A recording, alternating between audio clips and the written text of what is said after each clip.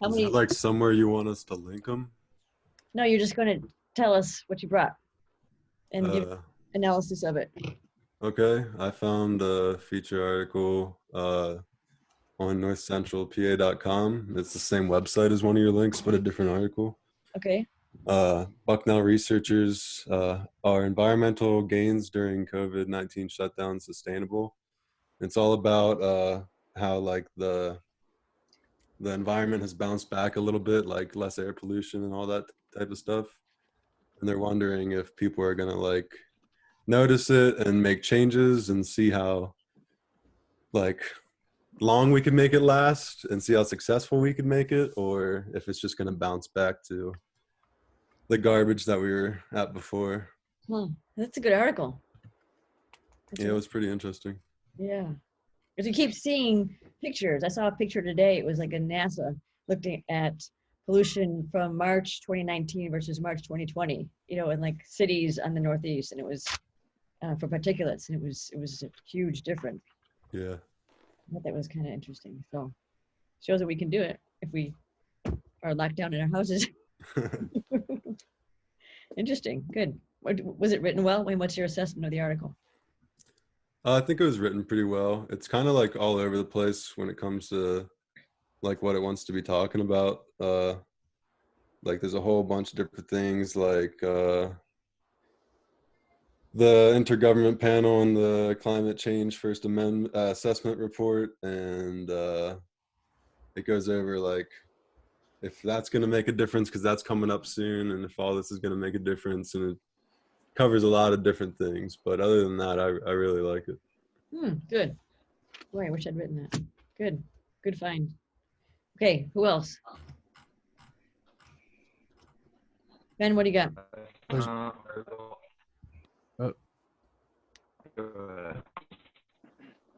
Hello? Can you hear me? I can hear you. Yeah, mine's from the Cosmos magazine. And it's titled Mind and Muscles, How to Age Well, and it's basically the benefits of exercise and aging and what it can do to physical aging for people. Uh-huh. It's written well. It's a lengthy feature article. It's probably over 700 words, I'd say, probably 800 or 900 words. One of the person who wrote it from Australia. Where was my quote I just had?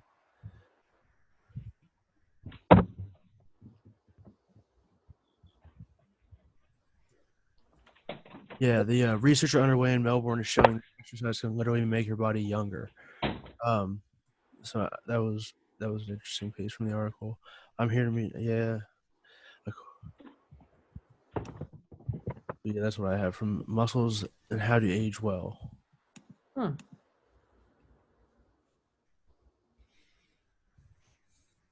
It doesn't seem like it's a new concept. Paul Bigler reports. I don't know.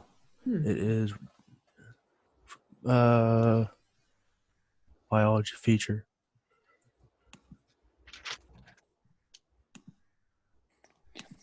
Good. Okay. That's something you read regularly? Well, science magazine, I do. Yeah. Good. I saw several hours ago, I got the news that Rob Gronkowski was going to the Tampa Bay Buccaneers. So I've been seeing a lot of different articles and stuff coming out about that. You're kidding me. Yeah, I know, it's crazy. He wants to play with Tom Brady. Yeah, so I saw a lot. There was one that like the first one I read, that was probably, I'd say, like the closest thing to a feature article was from the NFL itself. Uh-huh. And then I saw some that was talking about, like, you know, how Belichick feels and, you know, and the Patriots organization, you know, with all that. Yeah. Oh my God. You guys see that article? And I just saw it online. It was, well, the headline was what was interesting. It was famous athlete cited for working out in park, and it was spelled CITED. Oh yeah, Brady. Yeah, well then it was later, the headline was corrected to be SIGHTED, like he was cited, like spotted versus he was not given a citation. Okay. So it I was, heard about that. I was like, that seems weird. yeah, like it was a play on words, but they should have put it like in quotate, like, yeah, like they blew it up. Yeah. So like, there's no way. I mean, that's kind of extreme, but yeah, he was breaking the rules. So he was out in the park and they were just showing somebody like, oh, this is all shut down. They're like, wait a minute, there's somebody like, oh my goodness, Yeah. our most famous resident. So that was kind of funny. So the correction was even better. That was the best part. You always got to read the corrections. Okay, who else? I found a I don't story on remember where. Cole, go Oh ahead. God. Okay, I'll go. I found a story on Penn Live of an Eastern Kentucky student designing masks for deaf and blind people.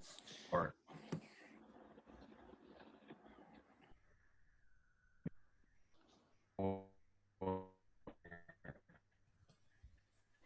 Having a little hard time hearing Cole. for deaf hearing people. Those original masks. Can you hear me? Barely. Get a little bit of reverb. Okay, let me try to figure something out real quick, and I'll get back to you guys. Okay.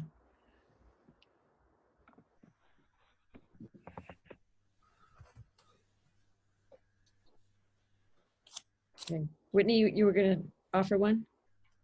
Well, I saw something. I forget where I'd seen it. It came up on my Apple News, and it was like a feel good story. Did you Uh-huh. see that video of that old man dancing to that Justin Timberlake song? It was like trying to like, yeah, he was a World War II veteran. So it was just an article, and then it had like a little snippet of him going outside and like dancing just to make people like feel better about like what's going on inside. He was so cute. I think I saw another. It was Can't Stop the Feeling by Justin Timberlake, Oh, okay. and it was just him dancing. Oh, I saw another one where this man, he goes outside, like a senior home where they can't come outside, and he opens he's got like a really nice speaker and sound system and plays music for, plays music for everybody, and he like an opera level singer, and he sings to them and serenades them, and for like a half an hour every night at 7 o'clock, and they open their windows. Some people will dance, and he's got a relative inside, but he just,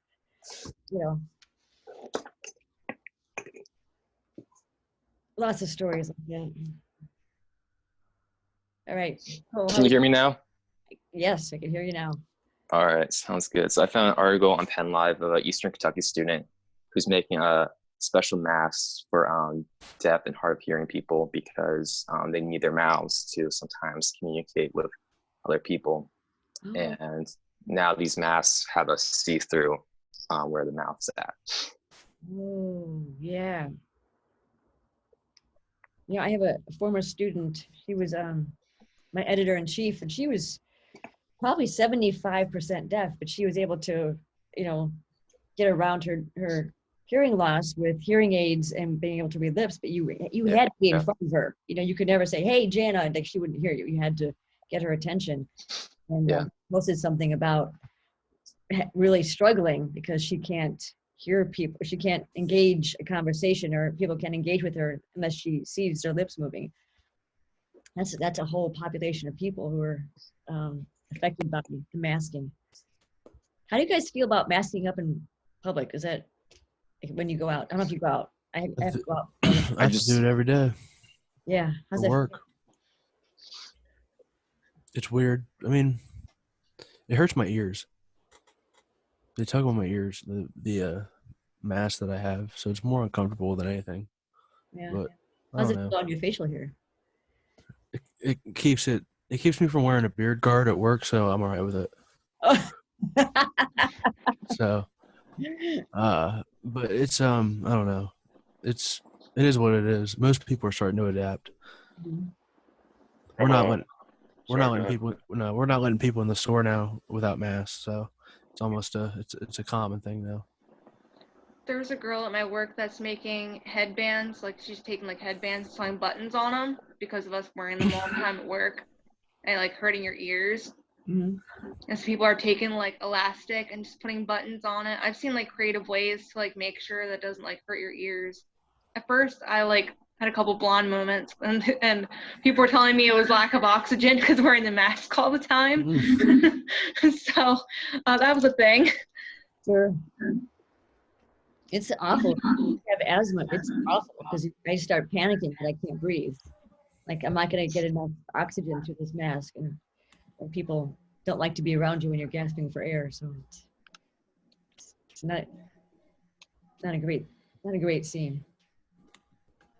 Hold on. Anybody else? Mitch, do you have a moment? Find anything? Mitch. Nope. Going once, going twice. Kyle, Yes. did you find anything? I found a feature article. This was from Vice News, of course. Of course. But this is an older one by David Gilbert. It's about how like the whole Bitcoin scandal thing, Mhm. and it just kind of like an in-depth. I think it's like a multi-part kind of thing, and just Series. like an in-depth look at that whole deal back in like, oh, I don't know when that was. A couple years ago. 2017, I think? 2016? Yeah. It's 2018, so right around there. Boy, time flies. Okay. So, and keep your interest because those are usually long form pieces. Yeah, I thought it was pretty well written. Okay. I only looked at the first one though. I didn't follow through on the other ones. Okay. Where are you today, Kyle? Oh, I am in I forget what this painting's called, but it's a Magritte painting. Mm-hmm. And there's a giant comb in the corner. Yeah. I have a modern art history class, so I've been changing my background in correspondence to the lessons that we're doing. Well, I noticed the comb. There was a feature on WNEP earlier today, and it was about a barber. I think he's in Wilkes-Barre, and he was like, people are begging him, like, break, just please help me. So one thing he said was he's selling out of all his combs. Like he's like, I've never sold as many combs since the 80s. Wow. So he's having a contest, $100 for the best mullets. So he's having posting little videos how to put product in your hair and how to use shavers, get it short, business in the front, party in the back. And so he's gonna have a contest like at the end of May. I should enter the contest. I actually gave myself a mullet a couple days ago. Is that right? Yeah, Dan has a mullet currently. It's pretty fresh, I'm not gonna lie. That's awesome.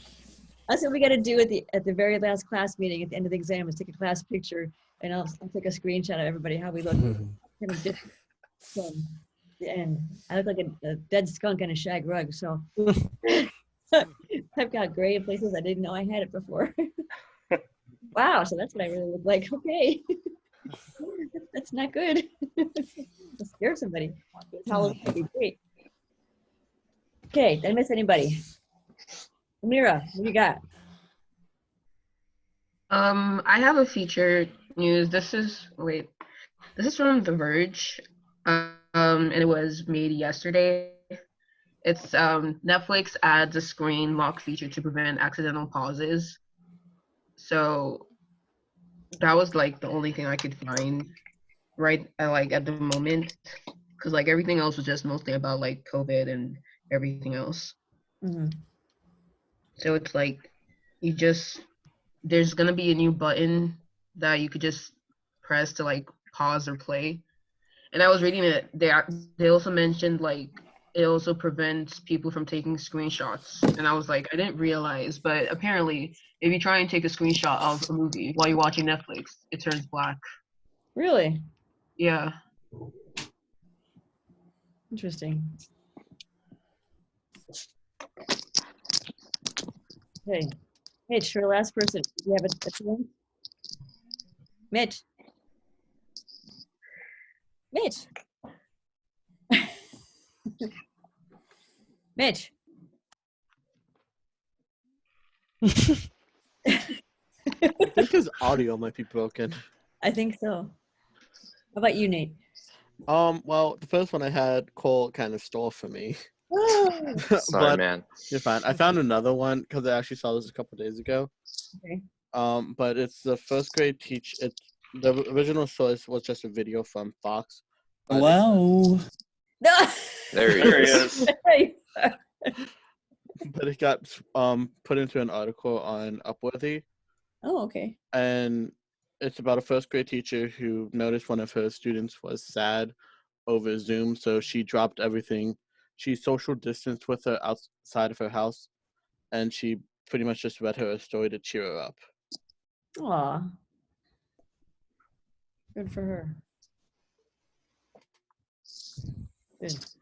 Okay, let's try Mitch again. Mitch. Hi. Were you able to find a feature article to share? Maybe it's me. Maybe he can't hear me. Yeah, I don't I mean, think I he was- can hear you. You can hear me? I don't think he can hear any of us. I don't think he can. This is audio on. Let me see. Somebody chat him. Oh, I got you.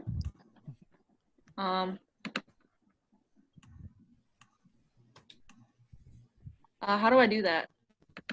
I can't hear a thing. Oh, there he is. Hey. The fucking chat button is not here. Looks like I don't know Dang, what- it looks like it's muted then.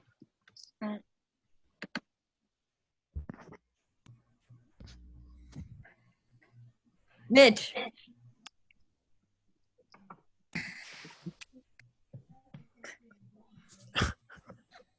We're gonna have to talk in Morse code. Yeah. I can. Let me see if I can. Hmm. If I enable chat, it'll just take me a second. Oh, yeah. Oh, okay. Chat. Yeah, chat's not enabled. Okay. Because it's a different. You know how you guys tend to be recorded? Right. Yes. Yeah. So it doesn't include chatting. No. So you guys could be, oh, stop. Oh, God, I hate this. I'm not kidding. So you can raise your hand. That's a thing. Yeah. I just rose my hand. Okay. Everybody raise Let's your see hand. what I could do. Give Mitch a wave. I can't figure out what's going on here.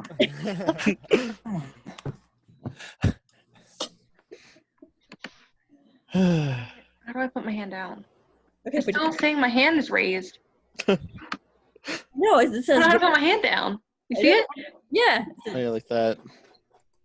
Oh, you can do yes, no, go slower. Just click it again, and it should go away. You can do a break thing? What? Okay. I don't know. Oh, yep, it's gone.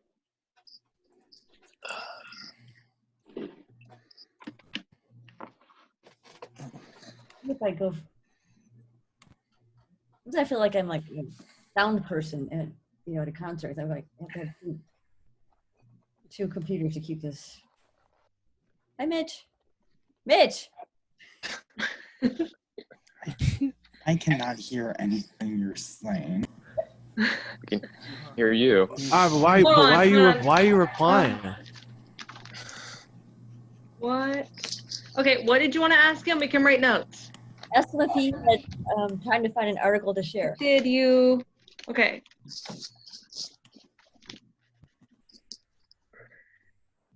I could put Are you my. writing backwards? That's why I look so funny. I don't have my glasses on. Oh, it is gonna come back backwards. Yeah. So you can I try can't writing hear a backwards. word. I can't write backwards. Where's my? Can you read that? Oh, nope. Nope. Yeah. Nope. No. Okay. I tried. Ah. Okay. Okay, you know what? I'm gonna figure out how to write this backwards. What if someone shares screens and just types it on a Word doc? Yeah, I mean, I could type it on a Word doc and then share my page. If you go to your Sure. video settings, you can reverse your video so the writing Oh, would be the other okay. way. So, okay, so what am I doing? if you go to video, like the stop video button and hit Huh? the arrow, and then go Huh? to video, Video settings. and then mirror my video. That's like Oh. left and right rotation.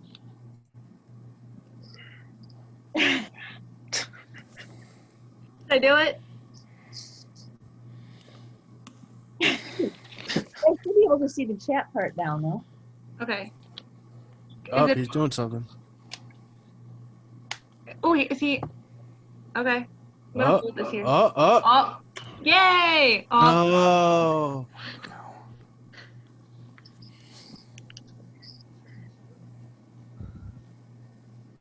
Okay. Oh, look at that. More than That's his 40,000 feature Americans have now recovered from coronavirus.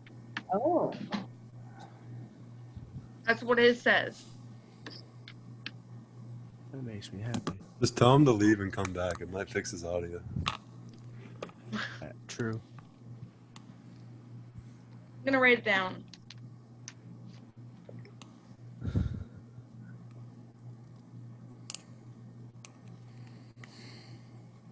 Okay.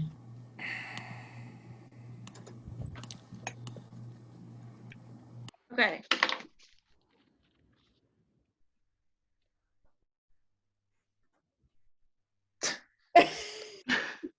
Just leave.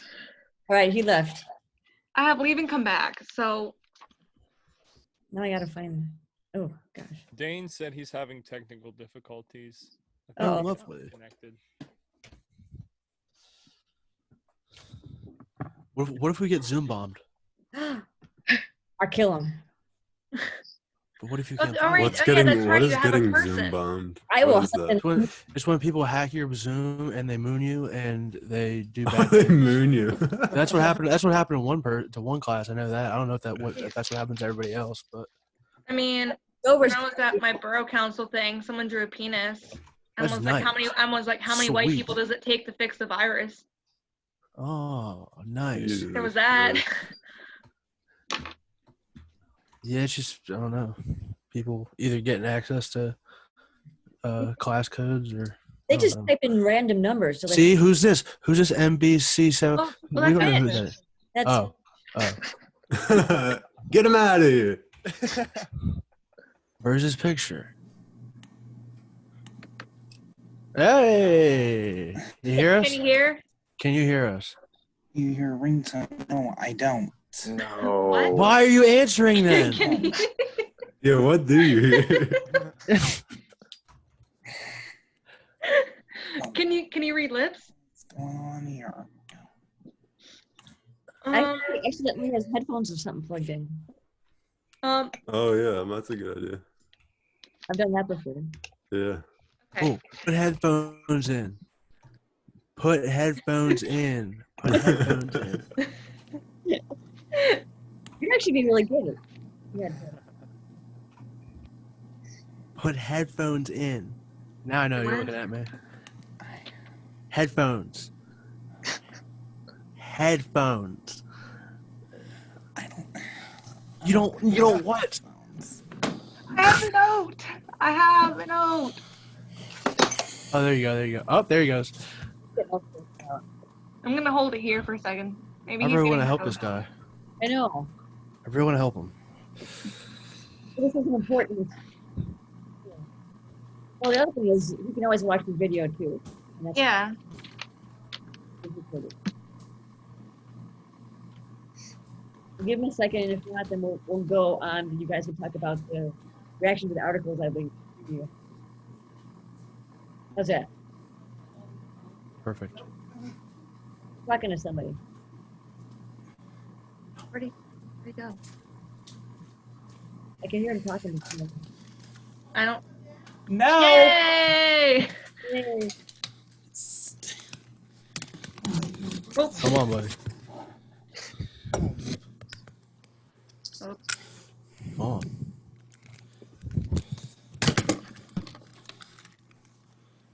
All right. can you hear? Like it's just a gas station, and like you don't really get as much like grocery from here as you would like going to Walmart and stuff like that. I would focus on I mean, because Sheets is known for, getting your coffee because they have really good coffee, people getting some, breakfast items. Yes. I would look at like how things have changed. Okay. You had to change, to reduce contact, people not bringing in the refillable mugs. Yeah, we don't do coffee anymore. We still do coffee, but like You have to order it's it. only 2 flavors. Yeah, 2 flavors, 2 different types now. I got some the other day and like I like spit it out. I'm like, what? She's like, sorry, that's not nearly as strong as you like. I go, that's not coffee. I mean, I want motor oil, Yeah, people have been You know, really rude about it. stand up. Like, it's not our fault. I had one customer be like, what kind of whatever is this? Like, I understand the whole COVID thing, but at least can I get some good coffee? I was like, we shut down everything, so there Yeah. isn't really much coffee. And she was like, okay, get me a manager. I said, okay. I got my manager, and she said the same thing. Yeah, but I mean, so I would talk about the changes to the business, Okay. and just saying that this is how we've had to adjust and talk to people who made those decisions, and then talk to your customers Okay. and say, you know what, I still want to support people. I still love Sheets. I still will come here. I want it to be here when this is over. I presume that's what they'll say. I go to Sheets because it's really safe where I am. It's very well lit.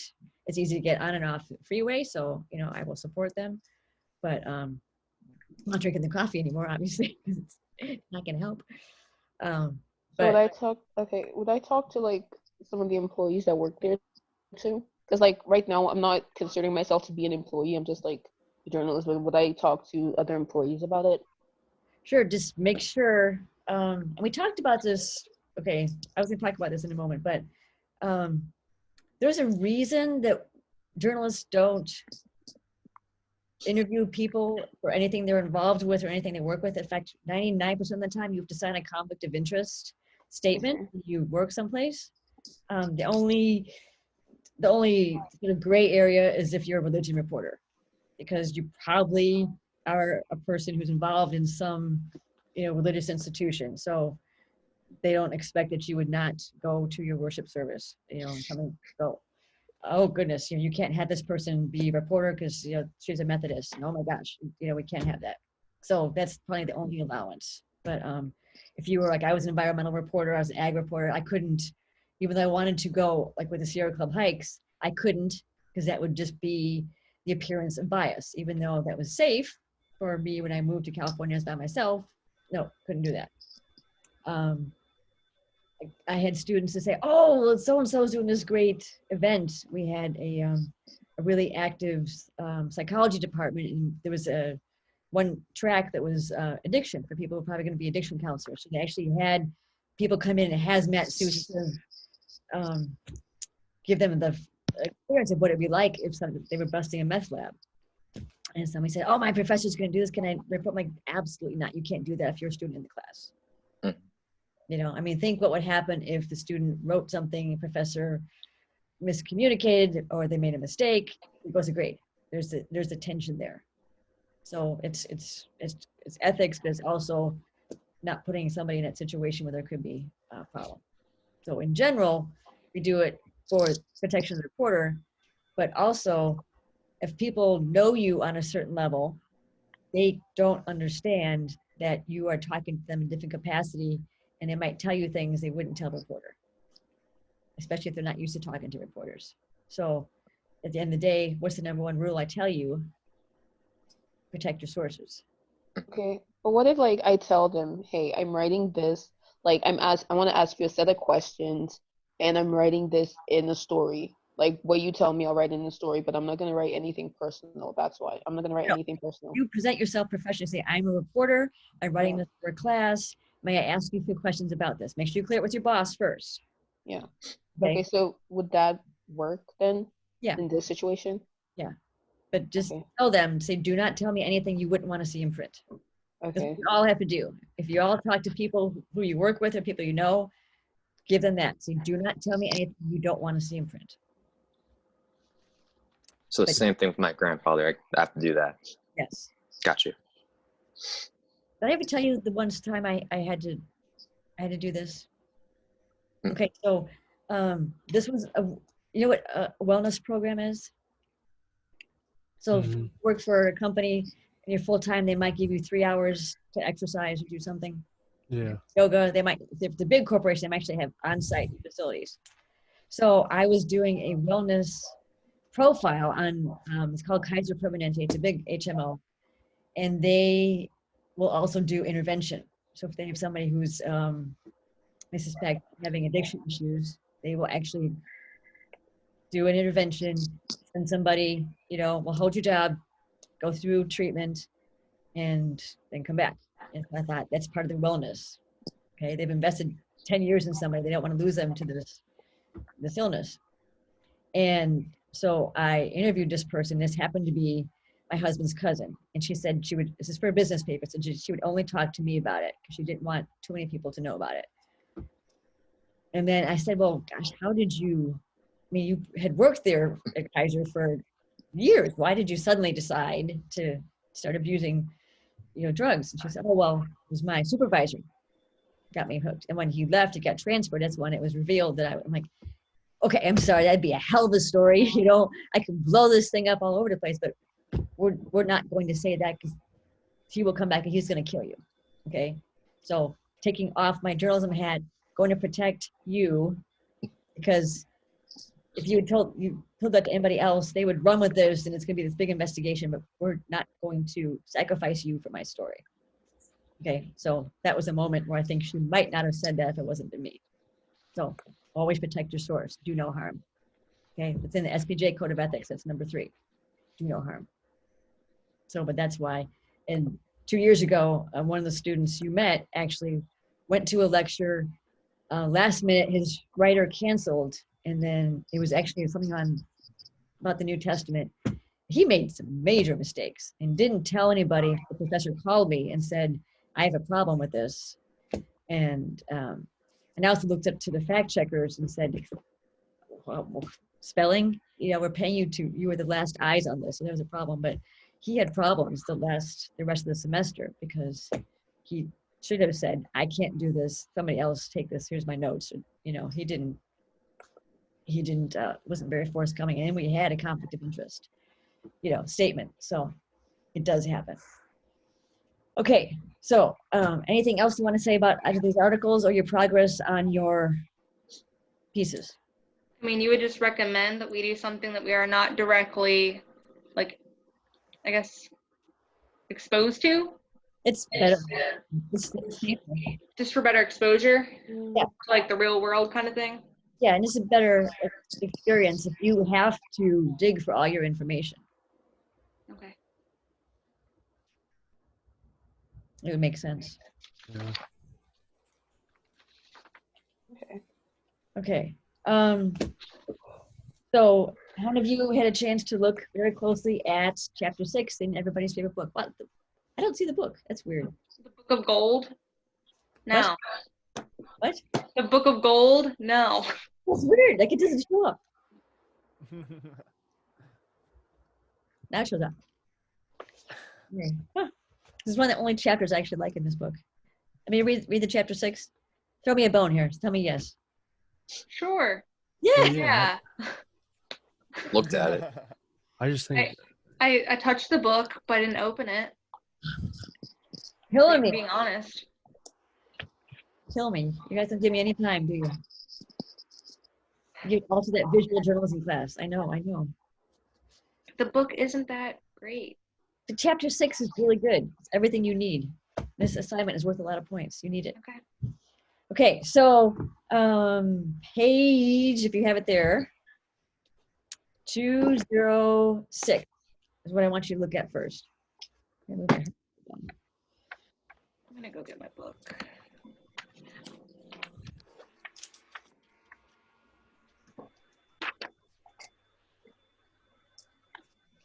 So on when you're writing a news feature, in general, you use an alternative structure. Okay, we call it alternatives to the inverted pyramid. So, and it's kind of fun because you get to be a little bit more creative. You get to set the scene. You can use a narrative structure. You can do chronology, which I always yell at you about. Don't use chronology, but sometimes it feeds maybe perhaps suspense. Okay, so And the reason is you want to tell probably more about the people, the place, the setting, a moment in time. That's kind of what the story is. And then how did this happen? How did this person do this thing? How did this place come to be? How did this happen? The emphasis on news feature is very much the how. And the news feature or the news value is implied in the beginning. So the two I'm focusing on more for you are the ones on 207, the news narrative and the focus structure. So the focus is interesting. So when we talk about like all kinds of statistics, if I could say, oh, the COVID virus is going to affect 10,000 college students in North Central PA. You're like, okay, if I visualize that, that might be a football stadium at Temple, right? But what does that mean to you? That's just spaces. If I said that's 1 in 10 college students, you're like, there's 10 of us in this class. That means that would be one person in this class. And if I said 1 in 10 people who die is about 25, you're like, average age of my class is 23, 25. So you're like, oh my goodness. All of a sudden, there's faces with that. Okay, so the focus structure is really good at putting a face on numbers. So you can start with one person, focus on one person who then represents an entire population. Does that make sense? Mm-hmm. So on page 212 is when we start talking about the focus structure. So there's an example. It starts with Thomas Latimer used to be a vigorous, athletic man, a successful petroleum engineer with a bright future. Then he mowed the lawn. So obviously I'm not crazy about that many adjectives because vigorous to me sounds like a lot of value. Like, how do you define vigor? Athletic is that's you can imagine that's more generic. If you say successful, that's sort of saying bright future. Like, there's so many adjectives for me. You just always want to use verbs. So I have some issues. But when you say, then he mowed the lawn, I think people are going to keep reading after that, right? Because people mow lawns. That's weekly. My dad mows the lawn.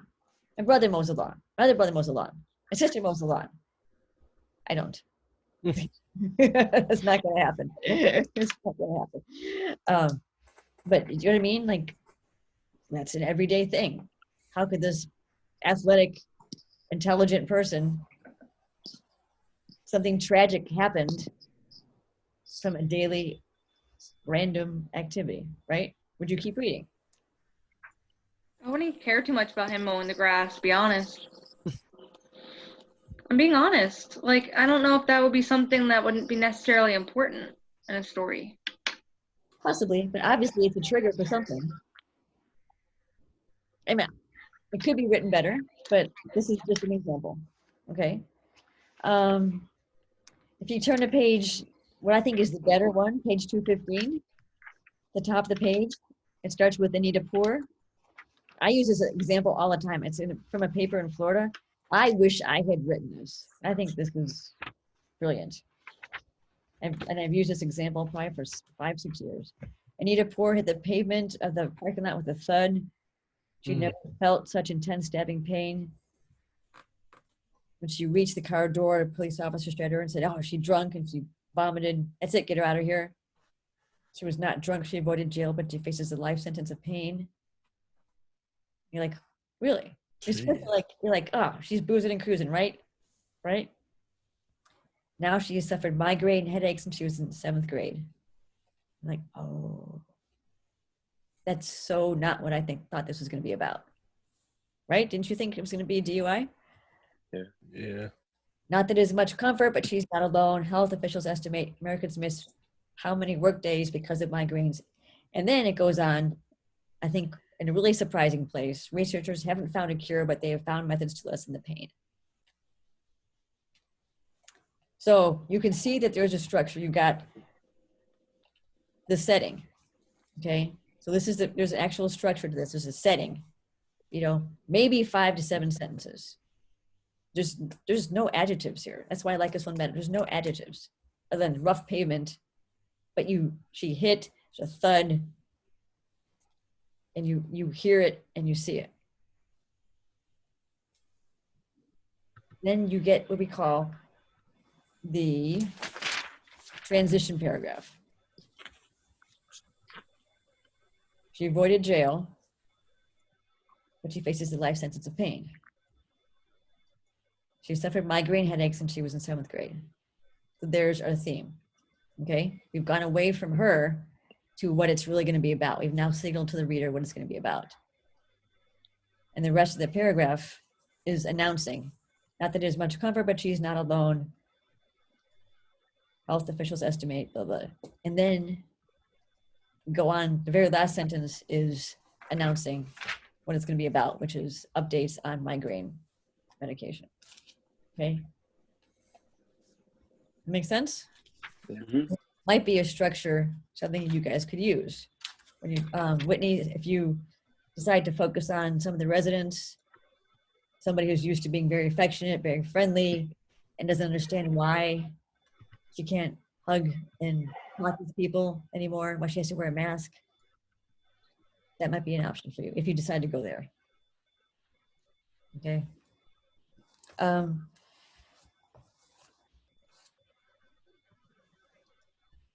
If you can,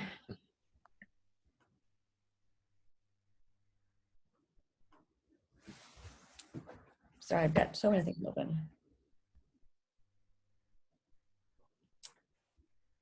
In the folder, there's a document called J Feature Hack. Yep. Open that up.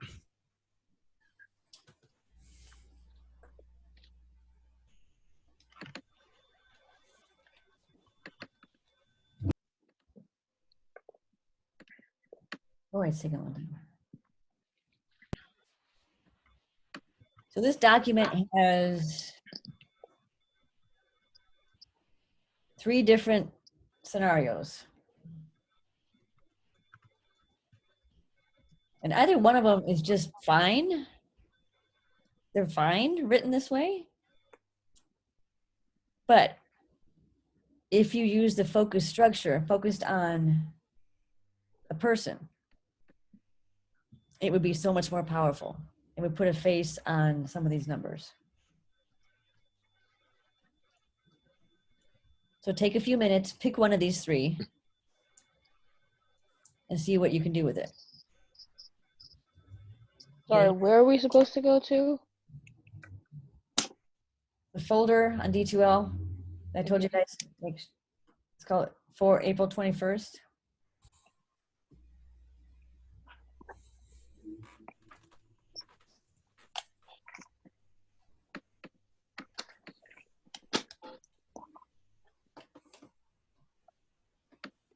Course schedule for April 21st. Yeah, I'm there. I just don't know which one exactly. J Feature Hack. Okay.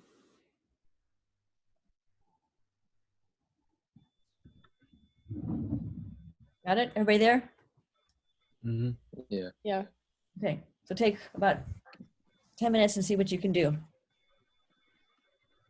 And say, just pick one.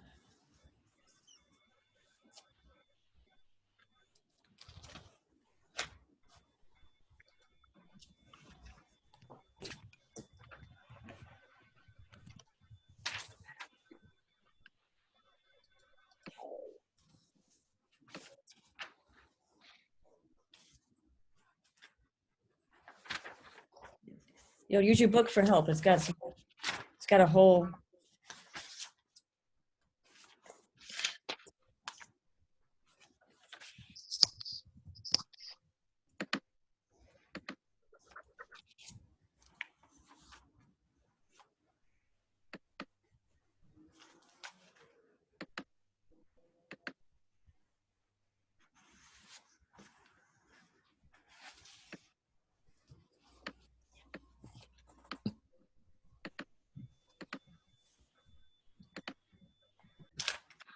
think about the structure of this, which is the first few paragraphs are just on this person. And then your transition paragraph and your theme paragraph are to tell the reader, this is one person of 55 million. So that's where that statistic should belong. It's going to be later in the story, not in your first sentence. And the theme will be introduce the idea that a Supreme Court battle was involved in getting her back to work. So while you're rushing to put the really important stuff there, for this type of structure, the important stuff is what this looks like, you know, what her life is. And that's the introduction to the whole topic. So, you know, the number of 55 million that needs to come later because we're trying to put a face on it, and her face is what's going to come first. So if you guys look at, you can go back to your book. Page 206 gives you sort of breakdown bullet points of what each one does. But then when you go to page 214 and 215, they tell you again what each paragraph does. Tells you why you have 3, 5 to 7 sentences that are describing the anecdotal setting. The transition that says this is one person representing a whole population. And then the theme, the nut graph that introduces what this is going to be about. And then the last final transition that tells you we're now moving away from her to the actual topic. Okay. So think about that. When you're writing this, again, these pages from 206 to 215 are going to help you if this is the structure you choose. You can do the next one we're going to talk about, but think about this. This is your chance to really give a visual of somebody and work on strong verbs, really tight writing, and tell somebody's story. That makes sense. I don't get to do this very often. You look at alternative weekly newspapers. What's the one? The Berg. They do that a lot. This is a structure they would use a lot because they tell people's stories more than we can tell. Feature sections, lifestyle sections, but they're more like puff pieces. They have less of a news value.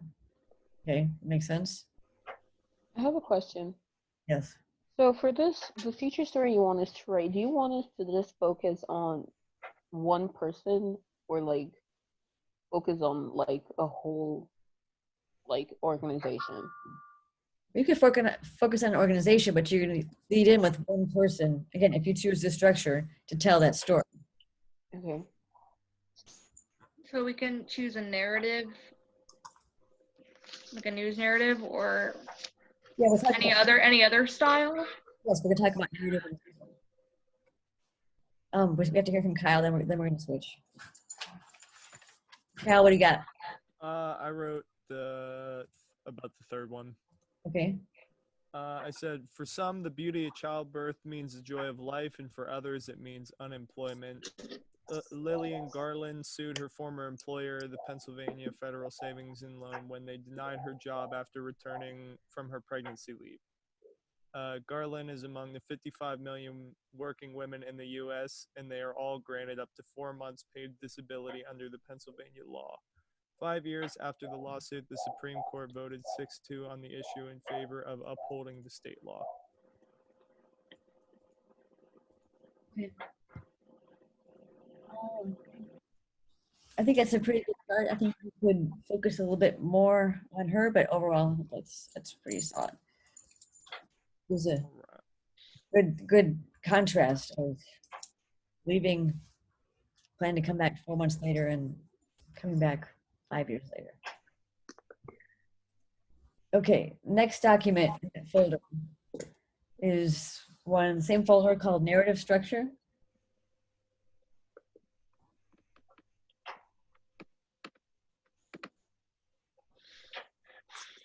I have to turn the light on soon. Oh, come on. Oh. Okay, now this one in your book, we use this when there's something that's you could write as a straight news story, but it has something that's a little unusual to it.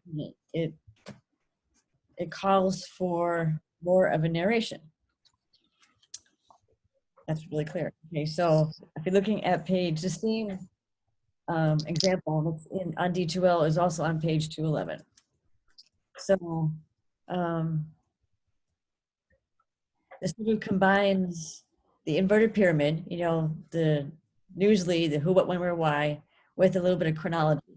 Rarely do we want chronology. Rarely do the steps of an event, rarely does the how have importance to a story.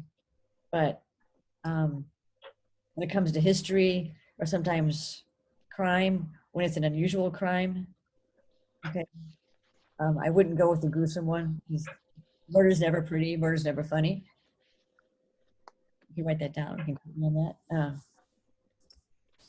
So this story, and then you probably didn't, is about some burglars. And the reason the writer wrote it this way is because, you know, it was this woman basically directing her kids to do all the break-ins. And they were just ravaging these neighborhoods.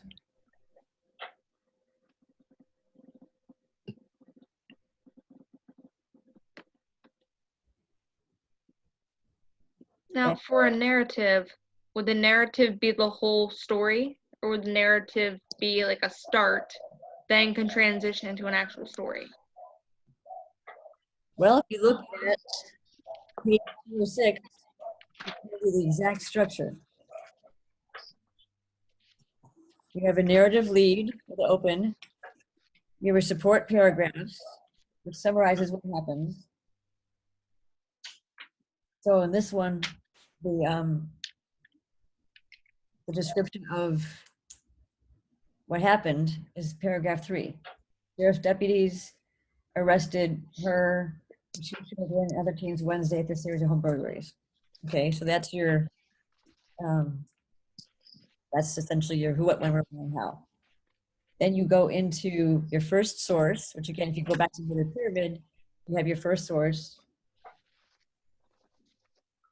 Then you have the list of charges. But then you go back into chronology. How did this happen?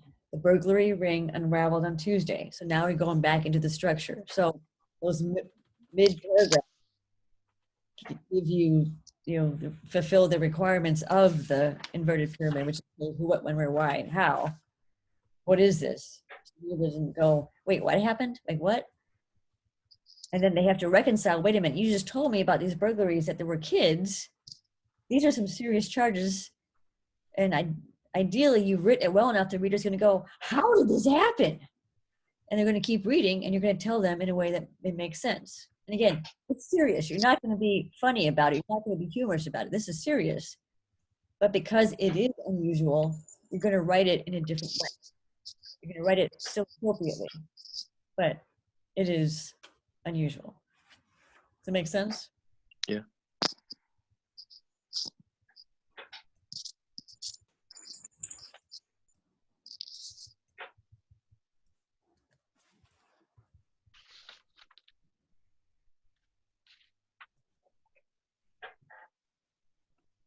So on both of these, in general, the stories that you've written so far, oh boy, I'm gonna plug in, speech and news stories, they've always ended with, for more information, right?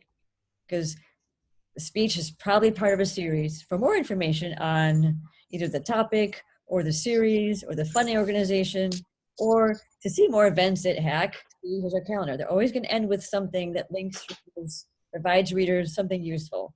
For your meetings, you all said the next meeting will be conducted by phone, by Zoom. Here's the information. Go to the city's website. Go whatever. You all. That's what we do. Okay, that's how we provide the best service we can to our readers. With both focus and narrative, we generally do a wrap. We go back to the beginning. We offer a conclusion. We go back to that opening narrative. We don't do this very often, but because we started with somebody's story, we will then go back to it. So we would go back to the summary of the migraine medication. You know, they're being tested. For Nita Poor, it might be too late. She's been suffering too long. Or for Nita Poor, this might offer some relief, and maybe she can not get. My bad. I know. I'm getting used to it. Yeah. So if some were like for the narrative. Wait, let me finish. So then this one, you would go back to for this crime story, which I don't know if you guys have ever actually read it. We actually ended on a quote. We don't usually do that. If you notice, broadcast doesn't ever. We try not to. If I was writing it, I would have said their next steps are they will be in court this day, or that's probably what I would have ended with, and not somebody's voice. I think it's cheesy. And possibly what the expected sentence would be. Go back to them, not a quote from somebody who's not one of the people arrested. But you want to wrap. They're more complete types of stories. So what's your question, Whitney? Getting dark in here. I think I lost it. For a narrative. Yeah, okay. So for a narrative, because this is a funky, like this is a different kind of story, because it's a crime story. If you're saying that we were to write our article, like our narrative article, we would talk about the specific person, talk about how they tie into like the organization, the whatever, and then go back to them. Yeah. I guess I'm just trying to figure out how to sort it out for like a story. So I have two subjects in mind. Are you going to talk about workers or somebody who's a resident?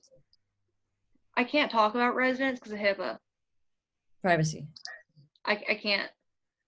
Okay. Now workers I could, but some of them are very set in their ways of personal care.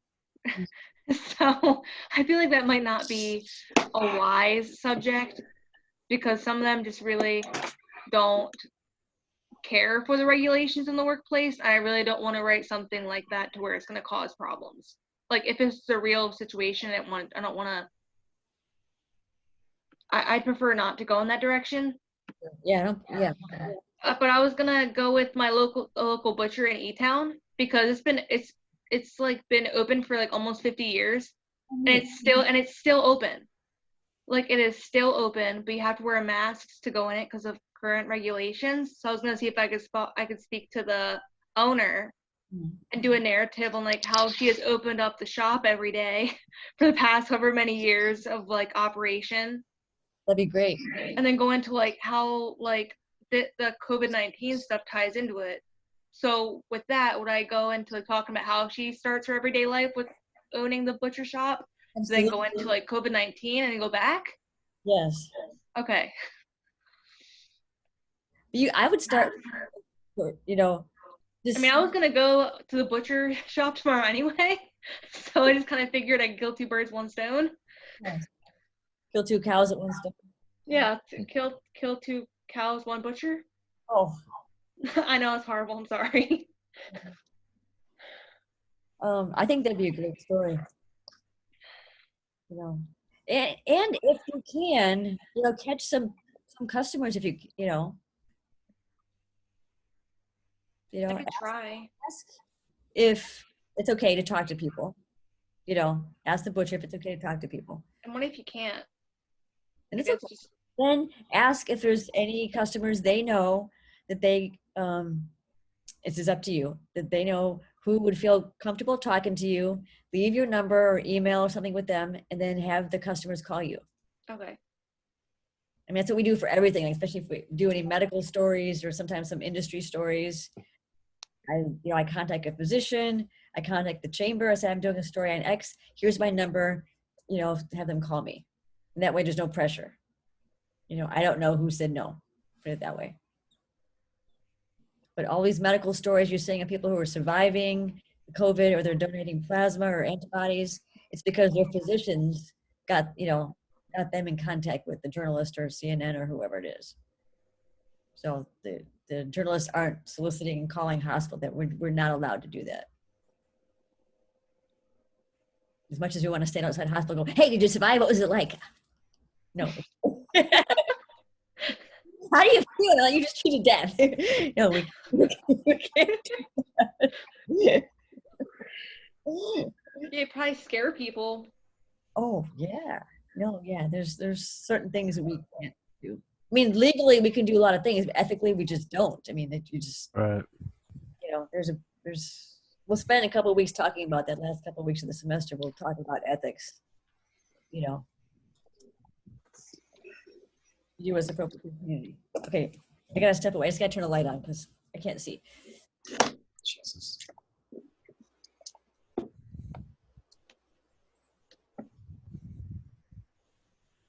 Okay, sorry. Oh, that's bizarre. Okay, another document on D2L is called Building Blocks.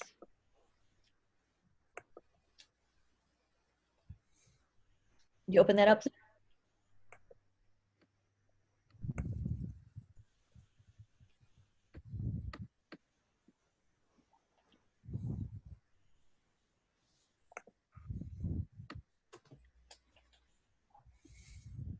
Actually, I was interested here because he did a really interesting couple of paragraphs on his meeting story when he covered a school board, and he gave this really powerful image of living rooms are now classrooms, kitchens are now offices, and backyards are now playground. I mean, he just did this amazing paragraph of what life is like for families who have remote learning, and it was like, wow, like that was it was so well done. The same, I can't share that with you. That is, I guess I just did. Okay, so look at this one. Have we got it open? Yeah. So see what you can do with this. There's 4 or 5 different ways this can be rewritten. So using the guides, you can do this in a narrative structure, or you can do it in a focus structure.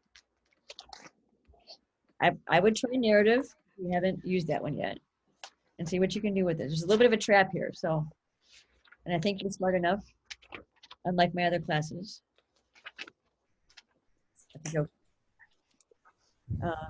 Remember, page 206 in your book is your friend. That gives you the actual guides. 207 is where you're.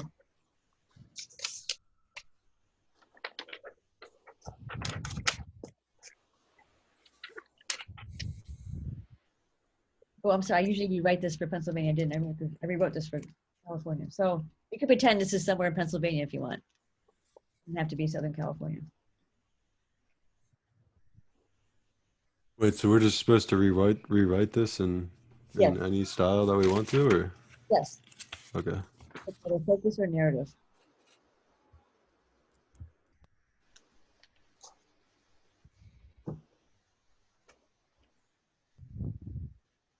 No.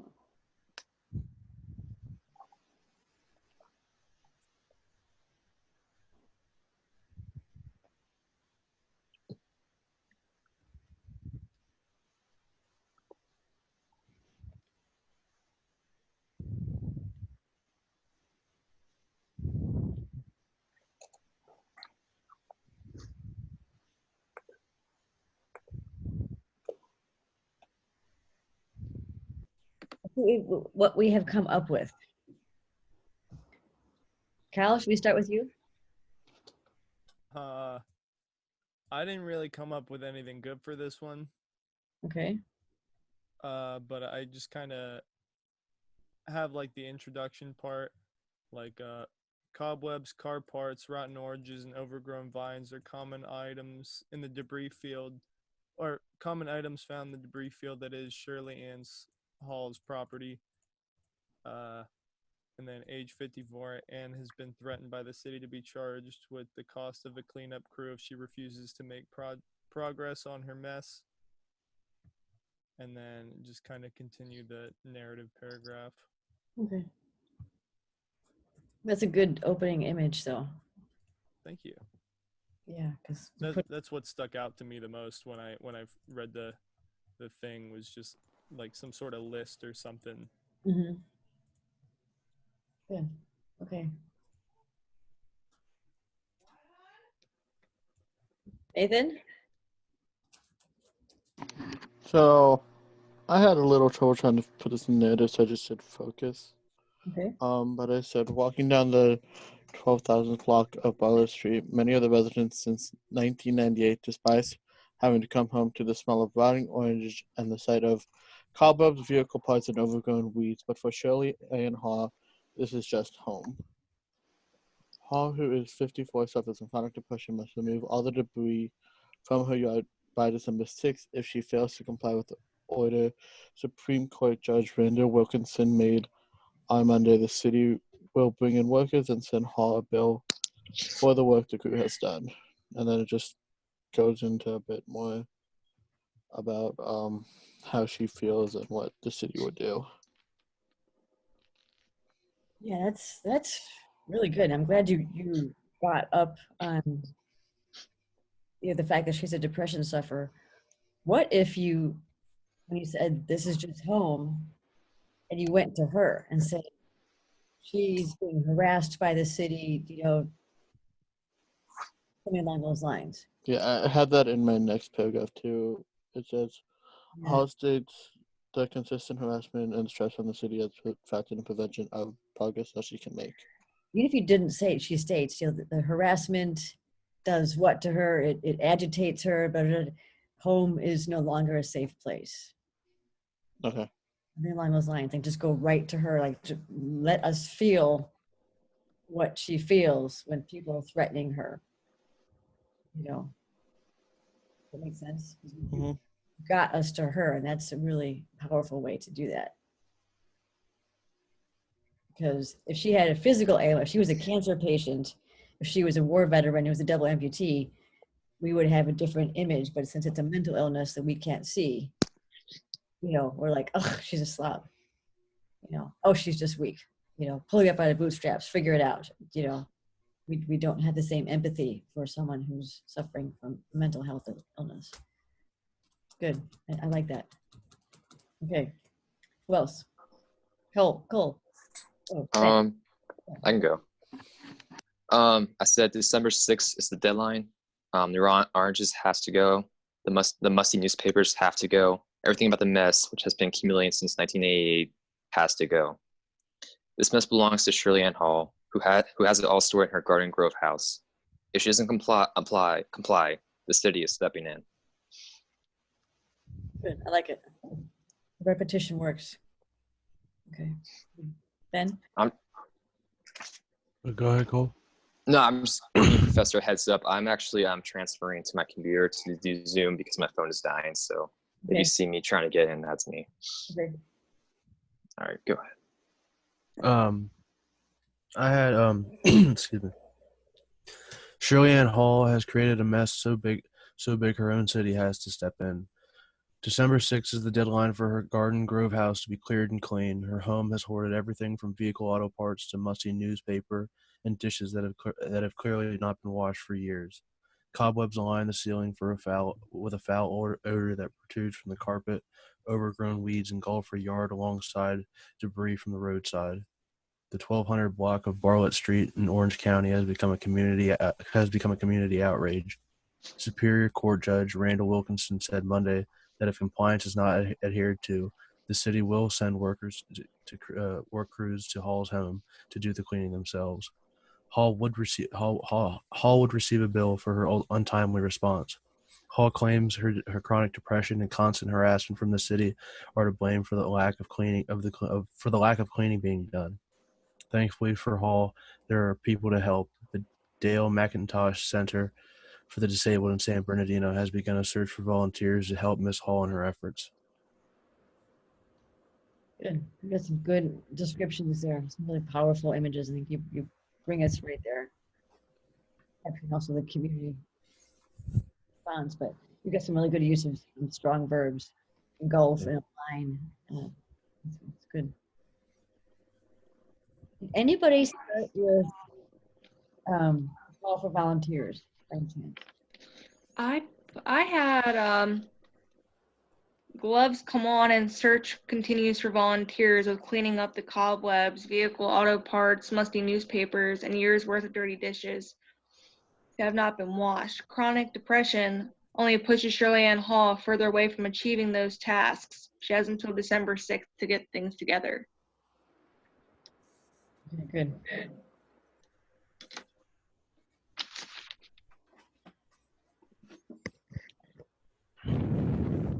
Yeah, it's a good option too.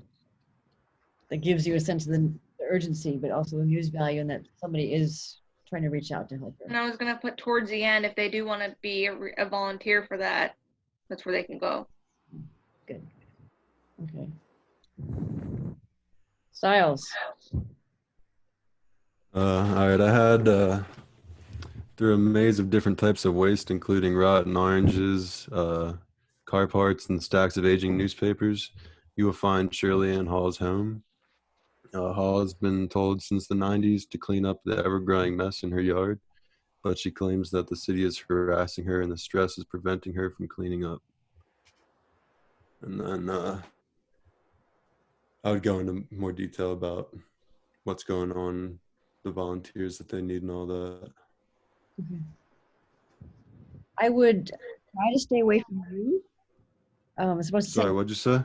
try to stay away from you, as opposed to saying you will find her home. Maybe like stands her home Okay.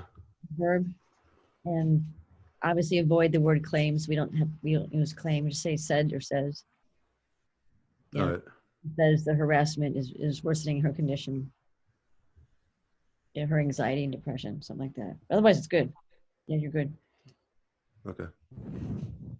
You guys are getting it. You're doing great. Mira.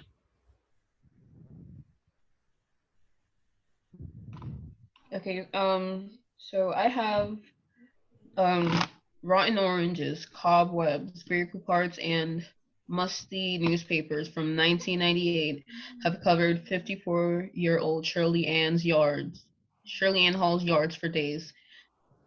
Chronic depression has prevented Hall from being the woman she wants to be, and this has caused her yard to be what it is. And I put in like a quotation.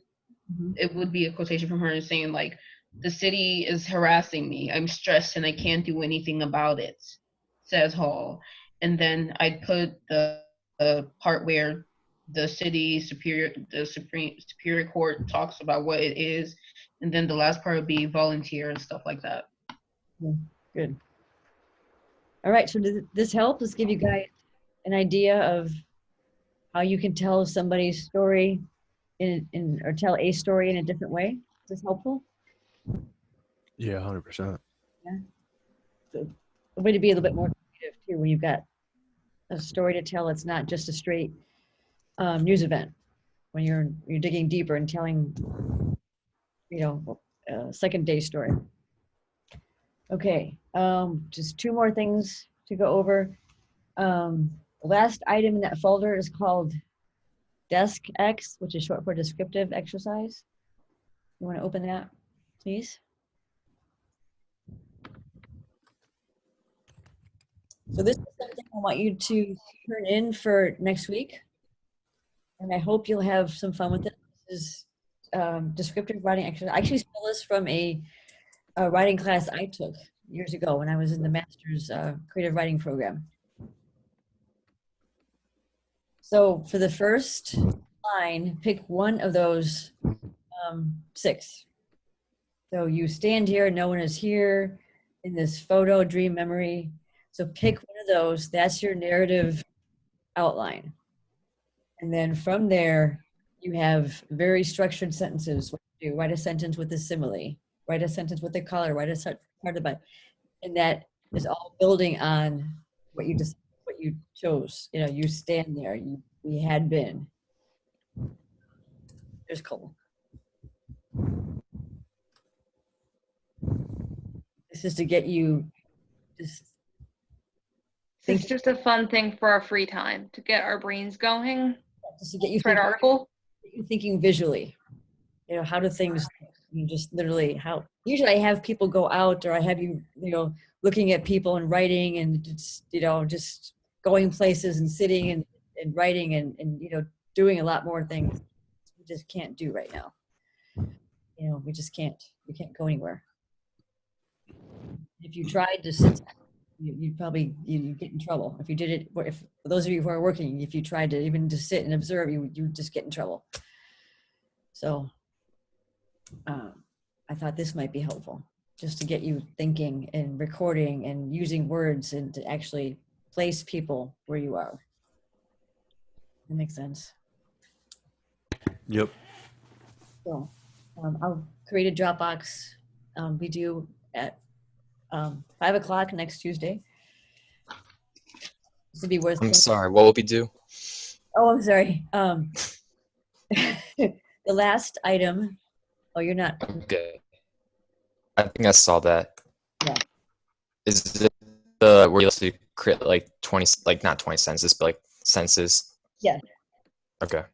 Well, the first one is, once you choose that, that's your outline for the entire exercise, and all the other Gotcha. exercises on that. Gotcha. That's due next Tuesday. Yes, 5 p.m. Gotcha. Okay, and the last thing I want you to tell you, so write this down. These are the list of topics for your AP quiz, which is next week. And I will follow this up, and I will post it on the announcements, and I will send you an email. But just I want you to have it in your own writing as well. Wait, it's so dark in here. Okay. The first one, and you will be able to look a lot of different places for this. This would be legislative titles. That would have been nice before. These are mostly federal and state. So is it like borough things and like local things? Probably, but I don't think the items on the quiz are more state and national. Okay. So things to look up would be how to indicate somebody's party affiliation, for example, if somebody's a state senator or a state representative, if they're a U.S. senator, if they're a congressperson. Keep in mind, so for example, if we're writing for a Pennsylvania paper, if I'm writing for the Inquirer, and recently Donna Shalala has been interviewed a lot. She's a congresswoman from South Florida, I think close to Miami. So Miami hasn't opened their beaches, but the mayor there is thinking of it. So they interviewed Donna Shalala, and she's relevant not only because she's a congresswoman, but also because she used to be Secretary of Health and Human Services under President Clinton. I'm correct. So she's relevant for a couple of reasons. And so if you were writing to quote her in a Florida paper, you would say D6th. I think she's a 6th congressional district. If you're writing in a Pennsylvania paper, you would just say D, Florida. Okay, so you need to look these up. You need to find out, is there a parentheses? It's usually D hyphen whatever. You know, either numeral 19th district or the state. You need to look up and look specifically. It's changed like 10 times since I've been in this business. I've been in this business 20 years. And it's changed whether we spell the state out, whether we use the parentheses, whether we don't. It just keeps changing. So look that up. States, that was? Pardon me? That was states? Yes. Is the topic? Well, legislative titles. Oh, legislative titles, yeah. How do we refer to our state reps and our U.S. reps? All right, yeah. And if you use somebody's title before, do we abbreviate senator? Do we, you know, how do we call a rep? You know, it's very, very specific. Do we say US rep? Do we just say rep? Do we say state rep? Very, very specific. Another titles one is military titles and law enforcement titles. So do we abbreviate sergeant? How do we call sheriff's deputies? You know, firefighters, how do we call these people and which ones get abbreviated? So a lot of these are under titles, military titles, legislative titles. People, how do we address people? We obviously interviewing and talking to more these days, but we want to get it right. Another one we haven't talked about is the dateline. Does everybody know what a dateline is? A show. Like that's all I know. I know it's a show. You get extra credit points for that. Dateline is, if you're looking at a news article, you know, either web or in print, it'll say Miami or Pittsburgh. If you were to read a newspaper in Harrisburg, it wouldn't say Harrisburg, which means that it happens here. But if it say it happened in Lewisburg, for example, it's usually all caps, space, M dash, which is a longer hyphen, space, and then the words start.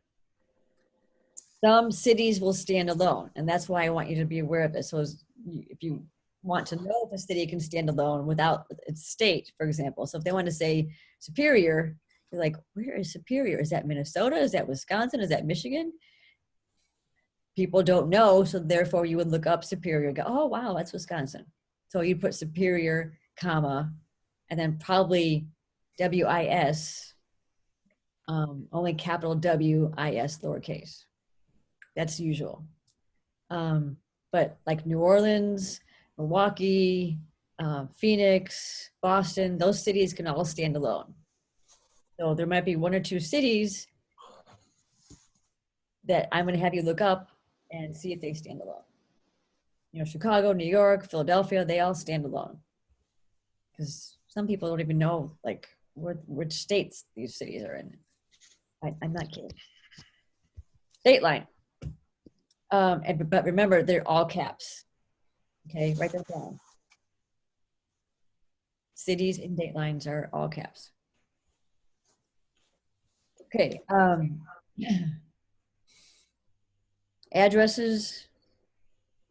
How do we treat addresses? So it's significant, city, state.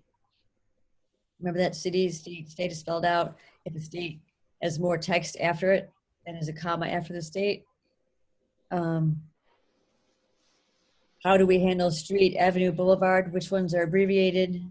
Do they have a period after them? When are they abbreviated? When are they spelled out?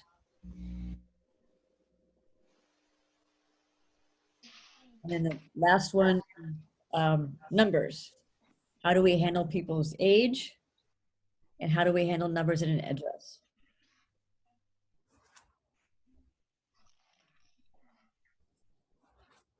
Do you need me to repeat this? No, I got it. We're Okay. good. I'll send a note out. I'll put it on the announcements and 2L. What do you mean? When will we get a? Sorry, go ahead. No, you can go ahead. When will we get a final study guide, or will we get a final study guide? Well, it's ready whenever you want it. I don't want to freak you out, but it's ready. We haven't covered Okay. all the material yet, so I was going to wait till next week because that's when we start talking about it. It's mostly media law and ethics, all those types of things. So it's ready. Okay. Is it mainly textbook things, or is there like APA style questions on there as well? I forget how many questions you said was on the final. You told us before, I think. I did. I I told think you it all. was like 5. No. There's an AP portion, which of course is open book. And I'll tell you in advance what the topics are. I don't remember what they are, actually, off the top of my head. And then once you do that part, and that'll be timed, and then I will open up the other part for you individually, which is short answer, and there'll be 6 or 8 questions, and then you pick probably 3, and you answer them. Okay. Okay. Sounds good. I have a question about the numerals one. Is it like just gonna be only like age, or like it's gonna be like everything like moral wise? Because like I'm seeing in the book, I'm seeing like dates, I'm seeing decimals, I'm seeing like political districts, recipes, stuff like that. Age and addresses. Just only age and addresses? Correct. Okay.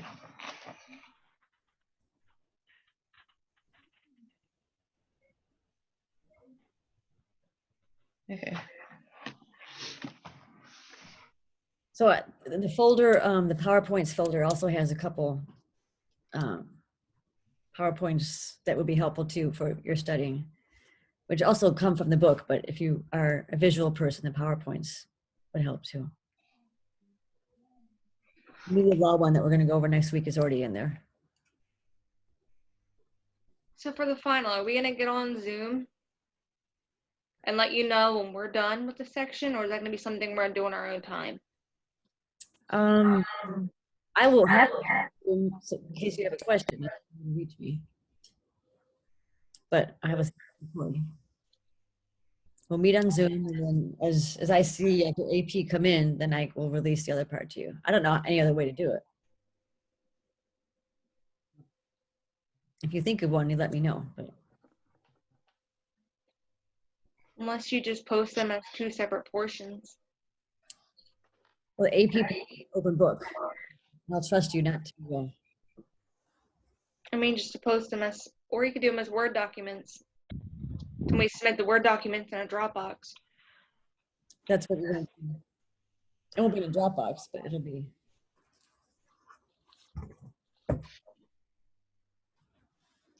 I will ponder it.